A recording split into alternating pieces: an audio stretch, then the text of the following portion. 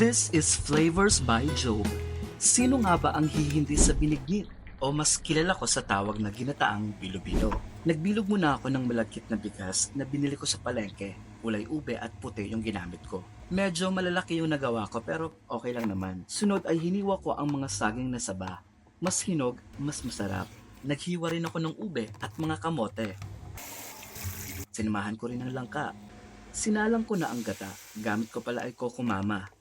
Dinagdagan ko ng 2 bowl ng tubig at asukal. Nilagay ko na rin sa mainit na gata yung mga ube at kamote. Takpan hanggang sa kumulo.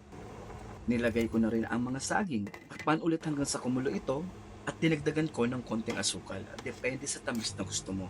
Habang patuloy na kumukulo, ilagay na natin ang mga binilog na malagkit na bigas.